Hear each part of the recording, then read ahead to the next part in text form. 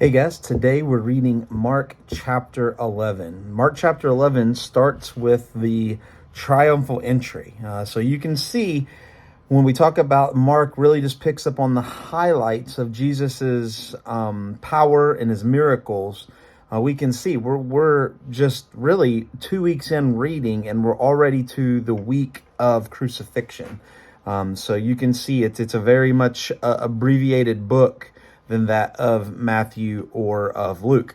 But it starts with the triumphal entry. What's interesting is if you were just reading Mark, you would think by the first verse, now when it drew near to Jerusalem, you would think that this is the first time that Jesus has been to Jerusalem. This is the first time that we see this. Now we know in Matthew, that he's been many a times. Most Jewish men had to go to Jerusalem 4 times a year. 4 times a year for the holidays, for the feast. But in Mark's gospel, we see this as the first time, the week that is going.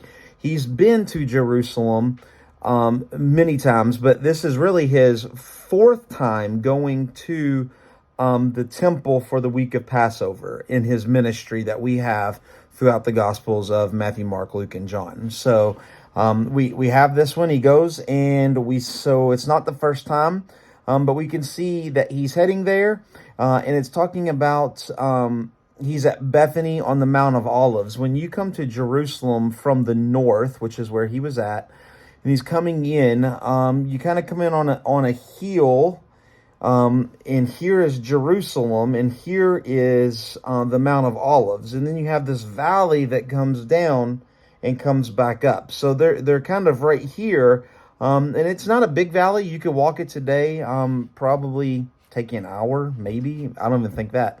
It's not a steep valley, but it's just a gradual valley that goes. And so Bethany is where he's staying. This is probably staying at the home of Mary and Martha, Lazarus, and so he's over there. And so he sends 2 of his disciples to get things ready for what we would call the Last Supper, the time where he's going to spend Passover with his disciples, the time in which he's going to be betrayed, Gethsemane, all those things that happen at that time. And so he sends 2 disciples over, and he tells them immediately, there's that word again in Mark, right? We see it a lot. Immediately as you go in, there's going to be a colt. When you read the word colt, you might think horse, but it's actually a donkey. And what's interesting is it's not just a donkey, but in verse 2, it tells us that it's a donkey which no one has ever set. It's an unbroken donkey. It's never had anybody before it. Jesus is the first one that does this. Now, why is this important? Zechariah chapter 9, verse 9 gives a prophecy that talks about how the Son of Man, the Son of David, will ride in on a colt, on a young donkey that has never been ridden. So we get another piece of fulfilling prophecy right here out of Zechariah chapter 9. So he comes in, and we've seen a lot of stories of Jesus and these miracles, and a lot of times he tells people to go home, not to tell people where he's come from, not to tell people about the miracle. We've seen this over and over again, that they should keep that miracle to themselves. Well, here we have quite the opposite, right? He comes into Jerusalem, and the crowds lay down their coats, they cut their branches, and they say, Hosanna, Hosanna, Messiah, Messiah. That's what it means, Hosanna, anointed one, Messiah. And so we can see now Jesus' ministry has went from kind of semi-private. Of course, he did things among crowds, but it wasn't worldwide. But now you have the capital, Jerusalem. Everybody's there for Passover. Would have easily been close to 1 million people in Jerusalem. And a big part of them are screaming out, here's the Messiah, right? Hosanna, Hosanna. And it says, verse 11, he entered Jerusalem, and he went into the temple.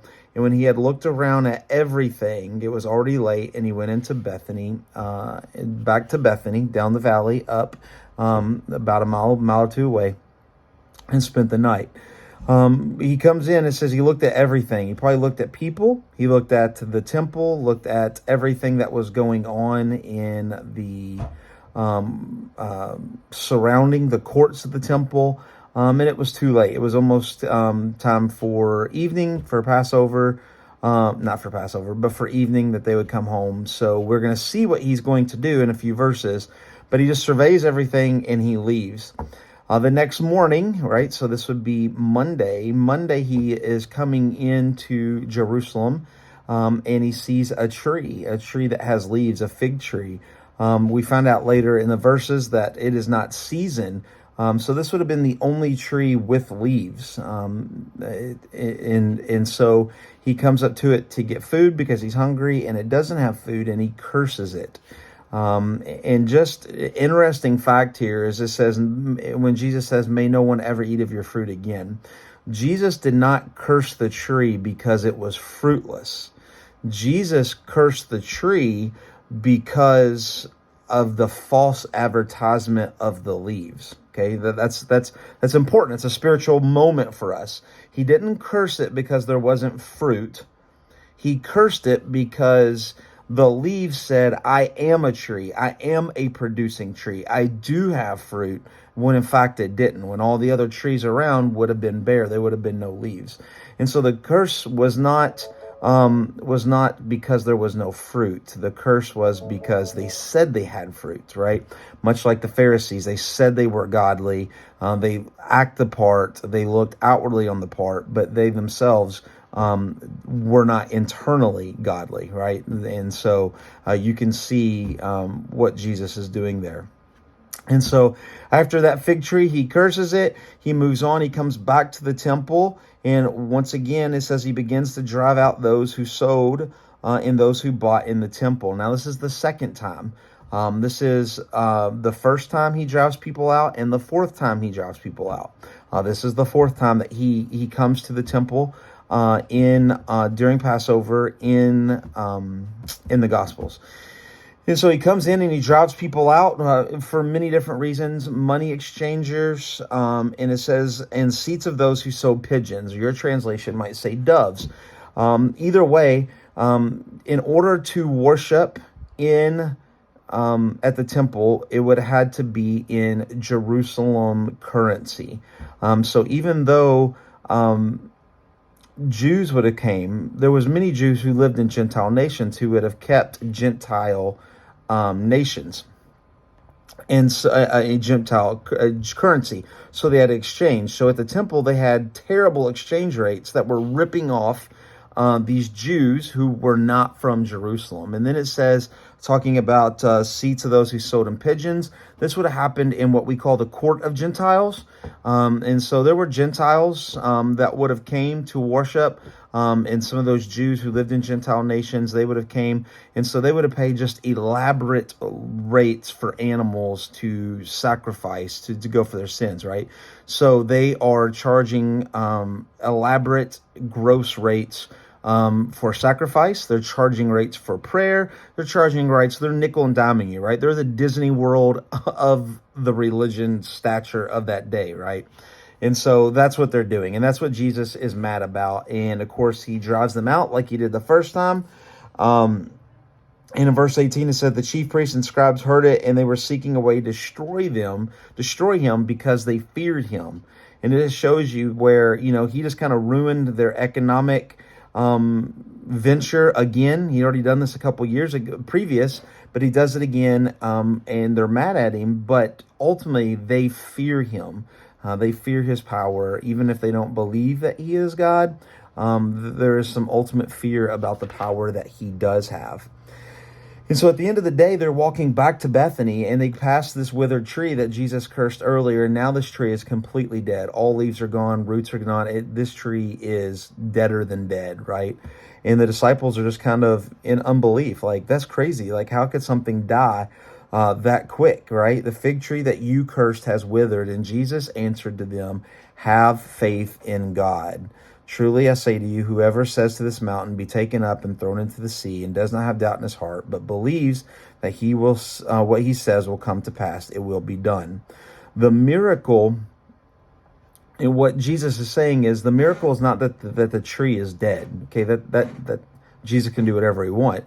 The miracle is that of Jesus's faith. When he prayed and he put a curse on that tree, he was asking his Father to put a curse on that tree. He believed that his Father would do what he wanted, right? That's the faith. And so when he says, disciples say, can you believe this has happened? He says, you should have faith like me. I had enough faith in God that, yes, I knew this was going to happen. You likewise should have that much faith. And so he says, so I say to you, whoever says to this mountain, now he's not talking about a physical mountain, okay?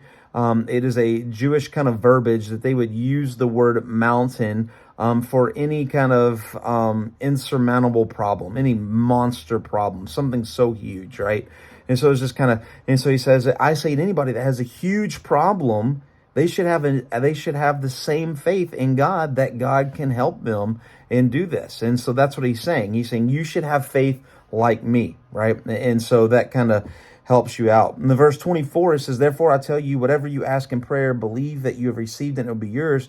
And whenever you stand praying, forgive if you have anything against anyone, so that your Father also who is in heaven may forgive you your trespasses. So Jesus is giving here at this tree, he's giving us a little lesson in prayer. One, if you don't have faith, your prayers will not be answered. Two, if you do not forgive those that you need to forgive, if you have a hardness of heart against people, your prayers will be stopped. They won't happen. And so here we get a little lesson on prayer that he's teaching his disciples that says God will do anything, but you must have faith and you must have forgiveness in your heart, right? We must not hold grudges against people. And we finish out chapter 11 with the authority, right? All this has happened, and the leaders basically come to Jesus and say, who do you think you are? By what authority do you have casting people out? What authority do you have breaking down what we've been doing at the temple for years and years, 10s, 20s, 30s, 40 years, right? Who do you think you are? And Jesus, not getting out of that, asks them a question. He says, who do you think John the Baptist was? Was he baptizing for God, or was he baptizing for men? And so they kind of pull off to the side and they kind of figure out this question. Well, if we say it's of God, then that means his witness is true, right? John the Baptist was saying that Jesus was God, so they can't say that. If they were saying, well, he's just a man, he was a crazy man out in the desert, well, all the crowd around them who believed John the Baptist and were followers of John the Baptist and went out into the middle of the desert and got baptized by it, they would riot, right? So Jesus puts them in a catch-22, much like they try to put Jesus in a catch-22 in lots of different questions, right? And so they say, well, we don't know, right? We don't know. Basically saying what we do know, but we don't care about the truth, right? We're not going to tell you what you want to hear. We're not going to tell you that, yes, he is from God. They don't care about the truth. And so because they do not care about the truth, Jesus says, well, neither will I tell you the truth. They didn't care about the truth of who Jesus was. And because they didn't care, Jesus wasn't going to tell them by whose authority it was, right? They didn't care anything for God, so he wasn't going to tell them about God. And that's kind of where it enters out, right? Hope this makes sense. We will see you tomorrow on chapter 12. God bless.